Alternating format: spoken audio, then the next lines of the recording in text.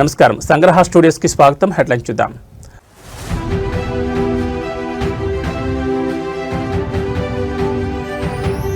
తిరుమలలో కలకలం, శ్రీవారి క్యూ లైన్లో భక్తురాల్ని కాటేసిన పాము.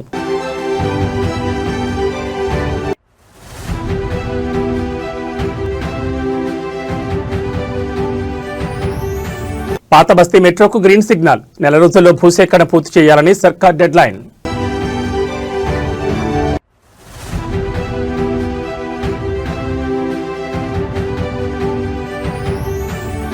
అక్షరాలు అంగడి సరుకయ్యాయి. యూపీలో ప్రభుత్వ నోటు పుస్తకాలు కిలో 4 రూపాయలకే విక్రయం.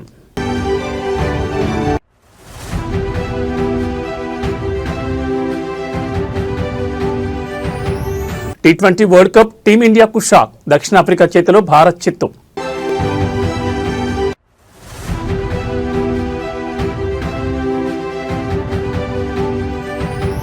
తెలుగు రాష్ట్రాలపై అల్పపీడన పంజా, ఏపీలో భారీ వర్షాలు, తెలంగాణలో వణికిస్తున్న చలి. ఇక వివరాలు చూస్తే తిరుమలలో భక్తులు ఒక్కసారిగా ఉలిక్కిపడ్డారు. శ్రీవారి దర్శనం కోసం వేచి చూస్తున్న క్యూ లైన్లలో ఊహించని సంఘటన చోటు చేసుకుంది. గోవింద నామస్మరణతో మారుమోగే క్యూ లైన్లలో ఒక్కసారిగా భయాందోళన నెలకొంది. ఒక భక్తురాల్ని పాము కాటేయడం ఇప్పుడు తిరుమలలో కలకలం రేపుతోంది. దీనికి సంబంధించిన పూర్తి వివరాలు చూస్తే 300 రూపాయల ప్రత్యేక ప్రవేశ దర్శనం క్యూ లైన్లో పాము ప్రత్యక్షమైంది. తెలంగాణకు చెందిన మౌనిక అనే భక్తురాలు క్యూ లైన్లో ముందుకు కదులుతున్న సమయంలో ఒక్కసారిగా పాము మౌనిక కాలుపై కాటేసింది. ఊహించని ఈ పరిణామంతో తోటి భక్తులు తీవ్ర భయాందోళనకు గురయ్యారు. అప్రమత్తమైన టీటీడీ సిబ్బంది వెంటనే మౌనికను తిరుమలలోని అశ్విని ఆసుపత్రికి తరలించి ప్రాథమిక చికిత్స అందించారు. పరిస్థితి దృష్ట్యా ఆమెను మెరుగైన చికిత్స కోసం తిరుపతిలోని స్విమ్స్ లేదా రుయా ఆసుపత్రికి తరలించినట్లు సమాచారం. సాధారణంగా తిరుమల కొండ శేషాచలం అడవుల మధ్య ఉంటుంది కాబట్టి అప్పుడప్పుడు వన్యప్రాణులు సంచరిస్తూ ఉంటాయి. కానీ అత్యంత రద్దీగా ఉండే 300 రూపాయల క్యూ లైన్లోకి పాము రావడం ఇప్పుడు చర్చనీయాంశంగా మారింది. అసలు క్యూ లైన్ల నిర్వహణలో భద్రతా లోపాలున్నాయా, పారిశుద్ధ్య పనులు సరిగ్గా జరగడం లేదా అనే ప్రశ్నలు భక్తుల నుంచి వినిపిస్తున్నాయి. ఏది ఏమైనా పుణ్యక్షేత్రానికి వచ్చి ఇలాంటి ప్రమాదానికి గురవడం భక్తులను ఆవేదనకు గురిచేస్తోంది. టీటీడీ ఎక్కడైనా క్యూ లైన్ల వద్ద పారిశుద్ధ్యం మరియు భద్రతను మరింత కఠినతరం చేయాలని భక్తులు కోరుతున్నారు.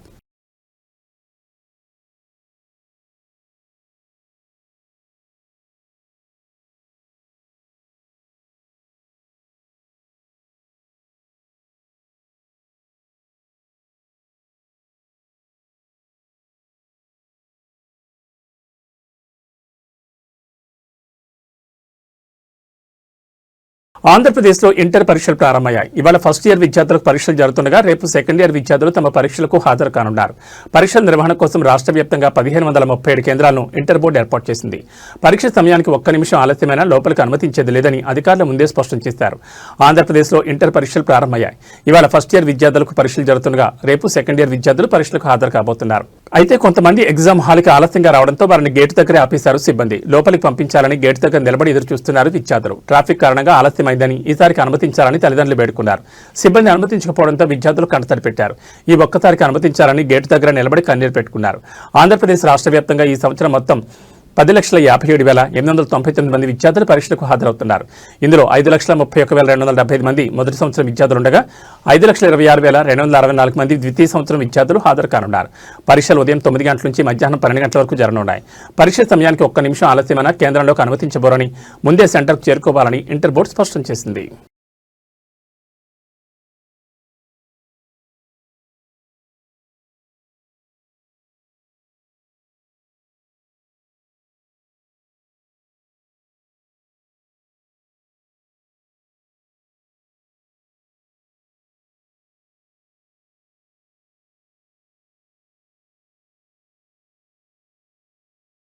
ఏపీ శాసనమండలి వేదికగా రాజకీయ రచ్చ మొదలైంది. ఇందాపూర్ హెరిటేజ్ అంశంపై అధికార ప్రతిపక్షాల మధ్య మాటల యుద్ధం కాస్త తీవ్ర ఉద్రిక్తతకు దారితీసింది. వైసీపీ ఎమ్మెల్సీల ఆందోళనతో సభ దద్దరిల్లిపోయింది. ఇందాపూర్ మరియు హెరిటేజ్ అంశంపై తక్షణమే చర్చ చేపట్టాలని వైసీపీ ఎమ్మెల్సీలు పట్టుబట్టారు. వైసీపీ సభ్యులు ఇచ్చిన వాయిదా తీర్మానాన్ని చైర్మన్ మోషన్ రాజ్ తిరస్కరించడంతో ఒక్కసారిగా పరిస్థితి మారిపోయింది. చైర్మన్ నిర్ణయానికి వ్యతిరేకంగా వైసీపీ ఎమ్మెల్సీలు నినాదాలు చేస్తూ పోడియం వైపు దూసుకెళ్లారు. సభలో గందరగోళం నెలకొనడంతో చర్చకు అవకాశం లేని పరిస్థితిలో చైర్మన్ సభను తాత్కాలికంగా వాయిదా వేశారు. మండలి ప్రారంభం కాగానే వైసీపీ సభ్యులు హెరిటేజ్ అంశాన్ని లేవనెత్తారు. ప్రభుత్వ తీరును నిరసిస్తూ ప్లకార్డులతో నిరసన తెలిపారు. చర్చకు పట్టుబట్టినప్పటికీ రూల్స్ ప్రకారం వాయిదా తీర్మానం అనుమతించలేమని చైర్మన్ స్పష్టం చేశారు. దీంతో ఆగ్రహించిన వైసీపీ సభ్యులు సభా కార్యకలాపాలను అడ్డుకున్నారు. మరోవైపు అధికార పక్షం కూడా వైసీపీ తీరును తప్పుపడుతోంది. ప్రజల సమస్యల కంటే రాద్ధాంతం చేయడమే ప్రతిపక్షం పనిగా పెట్టుకుందని విమర్శిస్తోంది. అటు వైసీపీ మాత్రం ప్రభుత్వం చర్చకు భయపడుతోందని, వాస్తవాలు బయటకు వస్తాయనే కారణంతోనే చర్చను అడ్డుకుంటోందని ఆరోపిస్తోంది. ప్రస్తుతానికి సభ వాయిదా పడింది. తిరిగి సభ ప్రారంభమైన తర్వాత కూడా ఇదే వేడి కొనసాగే అవకాశం కనిపిస్తోంది. వైసీపీ సభ్యులు తమ ఆందోళన కొనసాగిస్తారా లేదా ప్రభుత్వం చర్చకు అంగీకరిస్తుందా అనేది వేచి చూడాలి.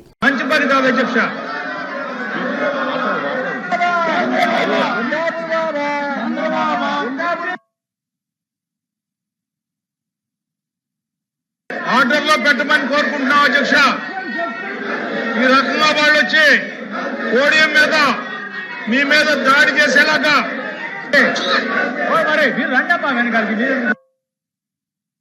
ఆర్డర్లో పెట్టవలసిందిగా కోరుతా ఉన్నాం అధ్యక్ష. ఇది మంచి సంప్రదాయం కాదు అధ్యక్ష. భాగ్యనగర వాసులకు, ముఖ్యంగా పాత బస్తీ ప్రజలకు ఒక బిగ్ అప్డేట్. ఎన్నో ఏళ్లుగా కాగితాలకే పరిమితమైన పాత బస్తీ మెట్రో లైన్ ఇప్పుడు పట్టాలెక్కేందుకు సిద్ధమవుతోంది. మెట్రో 2వ విడత పనుల్లో భాగంగా ప్రభుత్వం అత్యంత కీలకమైన అడుగు వేసింది. పాత బస్తీ మెట్రో భూసేకరణ ప్రక్రియను కేవలం నెల రోజుల్లోనే పూర్తి చేయాలని ప్రభుత్వం అధికారులను ఆదేశించింది.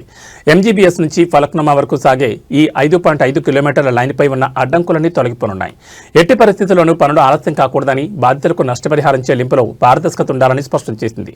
ఈ ప్రాజెక్టు పూర్తయితే పాత బస్తీ నుంచి నగరంలోని ఇతర ప్రాంతాలకు రవాణా కష్టాలు తీరనున్నాయి. హైదరాబాద్ మెట్రో ఫేజ్ 2లో భాగంగా పాత బస్తీ లైన్ నిర్మాణం ఇప్పుడు టాప్ ప్రయారిటీగా మారింది. గతంలో అనేక సాంకేతిక మరియు భూసేకరణ ఇబ్బందుల వల్ల ఈ ప్రాజెక్టు నిలిచిపోయింది.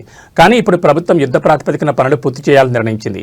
ముఖ్యంగా దారిలో ఉన్న మతపరమైన కట్టడాలు, వారసత్వ కట్టడాలకు నష్టం కలగకుండా డిజైన్లలో మార్పులు చేసిన సంగతి తెలిసిందే. ఇప్పుడు భూసేకరణకు సంబంధించి 1 మంత్ డెడ్ లైన్ విధించడంతో ఇక జేసీబీలు రంగంలోకి దిగడమే తరువాయని తెలుస్తోంది. నెల రోజుల్లో భూసేకరణ పూర్తయితే వచ్చే కొన్ని నెలల్లోనే పిల్లర్ల నిర్మాణం ప్రారంభమయ్యే అవకాశం ఉంది. పాత బస్తీ మెట్రో అందుబాటులోకి వస్తే చార్మినార్, సాలార్జంగ్ మ్యూజియం వంటి పర్యాటక ప్రాంతాలకు వెళ్లే భక్తులు, పర్యాటకులకు ట్రాఫిక్ తిప్పలు తప్పుతాయి.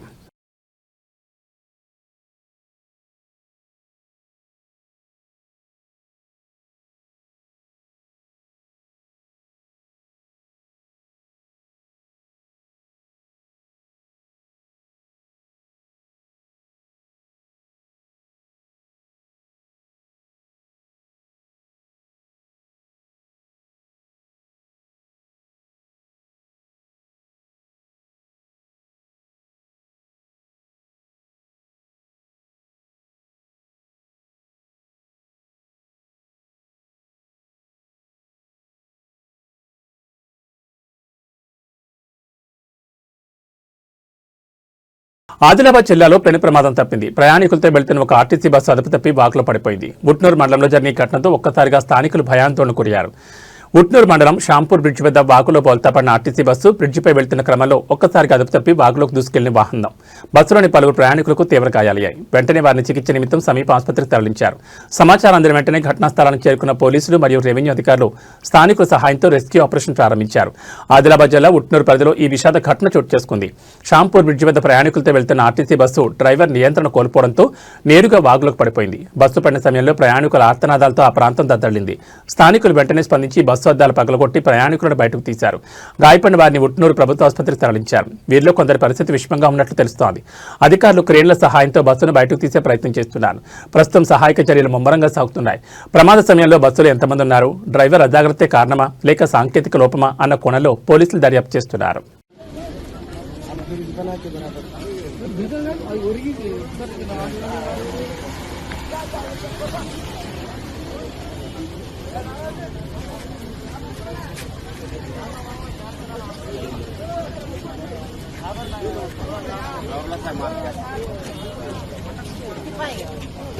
తెలంగాణలో గత ప్రభుత్వం చేపట్టిన ప్రాజెక్టులు 80% పూర్తయినా మిగిలిన 20% పనులు పూర్తి చేయడానికి రాష్ట్ర ఖజానాలో సరిపడ నిధులు లేవని ముఖ్యమంత్రి రేవంత్ రెడ్డి అసహనం వ్యక్తం చేశారు. గత పాలకుల తప్పిదాల వల్ల రాష్ట్రం అప్పుల ఊబిలో కోరుకుపోయిందని ఆయన ఆరోపించారు. అయితే ముఖ్యమంత్రి వ్యాఖ్యలపై ప్రతిపక్షాలు తీవ్రస్థాయిలో ధ్వజమెత్తున్నాయి. రాష్ట్ర అభివృద్ధికి ప్రాజెక్టులకు నిధులు లేవంటున్న ప్రభుత్వం మరి పార్టీ ప్రచారాలకు, ఇతర కార్యక్రమాలకు వేల కోట్లు ఎక్కడి నుంచి వస్తున్నాయని విపక్ష నేతలు ప్రశ్నిస్తున్నారు. ఒకవైపు ప్రాజెక్టులు ఆగిపోతున్నాయని ఆవేదన, మరోవైపు నిధుల మళ్లింపుల ఆరోపణలు. ఈ నేపథ్యంలో అసలు రాజకీయ సమీకరణాలు ఎలా ఉన్నాయో, రాష్ట్ర ఆర్థిక పరిస్థితిపై శ్వేతపత్రం విడుదల చేసిన ప్రభుత్వం అప్పుల వడ్డీలకే సగం ఆదాయం పోతోందని చెప్తోంది. 80% పూర్తయిన ప్రాజెక్టులను గాలి కుదిలేసి కొత్త పథకాలకు నిధులు ఎలా కేటాయిస్తారని సామాన్య ప్రజలు సైతం సోషల్ మీడియా వేదికగా ప్రశ్నిస్తున్నారు. కాంగ్రెస్ పార్టీ అవసరాల కోసం భారీగా నిధులు వెచ్చిస్తున్నారన్న ఆరోపణలపై అధికార పక్షం ఇప్పటివరకు స్పష్టమైన వివరణ ఇవ్వలేదు. నిధుల వివాదంపై ప్రభుత్వం ఇచ్చే తదుపరి వివరణ కోసం వేచి చూడాలి.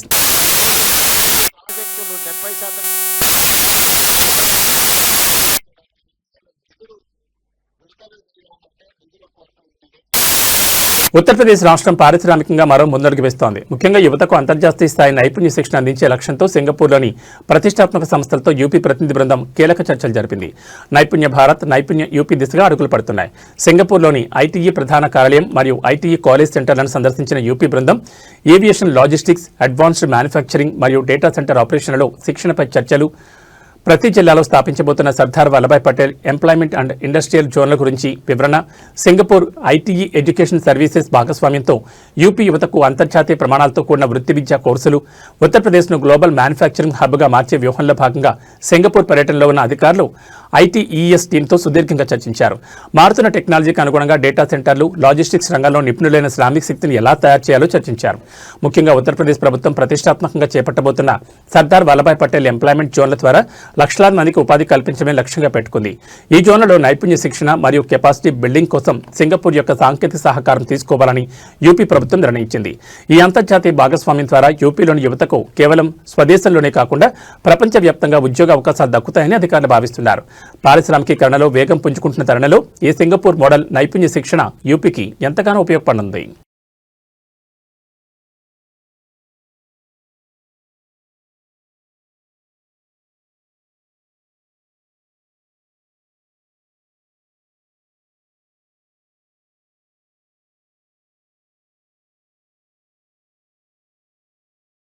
నెల్లూరు జిల్లాలో పెను ప్రమాదం తప్పింది. కోవూరు వారధి సెంటర్ సమీపంలోని ముంబై జాతీయ రహదారిపై ఒక సిమెంట్ లారీ బీభత్సం సృష్టించింది. అదుపు తప్పిన భారీ లారీ డివైడర్ను వేగంగా ఢీకొట్టి అవతల వైపు ఉన్న జనావాసాల్లోకి దూసుకెళ్లింది. నెల్లూరు జిల్లా కోవూరు వారధి సెంటర్ ముంబై నేషనల్ హైవే అతివేగంగా వస్తున్న సిమెంట్ లారీ ఒక్కసారిగా నియంత్రణ కోల్పోయింది. డివైడర్ను దాటుకుని రోడ్డు పక్కనే ఉన్న ఒక ఇంట్లోకి దూసుకుపోవడంతో అక్కడి ప్రజలు భయాందోళనకు గురయ్యారు. అదృష్టవశాత్తు ఆ సమయంలో ఇంట్లో ఉన్నవారు ప్రాణాపాయం నుంచి త్రుట్లో తప్పించుకున్నారు. అయితే ఇంటి గోడలు పూర్తిగా ధ్వంసమయ్యాయి. లారీ డ్రైవర్ స్వల్ప గాయాలతో బయటపడ్డారు. కోవూరు ఘటనపై స్థానికులు తీవ్ర ఆగ్రహం వ్యక్తం చేస్తున్నారు. జాతీయ రహదారిపై వాహనాల వేగాన్ని నియంత్రించే చర్యలు లేకపోవడమే ఇలాంటి ప్రమాదాలకు కారణమని ఆవేదన చెందుతున్నారు. భారీ వాహనాలు జనావాసాల మధ్య ఉన్న రోడ్లపై కూడా అతివేగంతో వెళ్తున్నాయి. పోలీసులు పెట్రోలింగ్ పెంచాలని డిమాండ్ చేస్తున్నారు. ప్రమాదం జరిగిన వెంటనే పోలీసులు అక్కడికి చేరుకుని క్రేన్ సహాయంతో లారీని తొలగించే ప్రయత్నం చేస్తున్నారు. ట్రాఫిక్ అంతరాయం కలగకుండా చర్యలు తీసుకుంటున్నారు.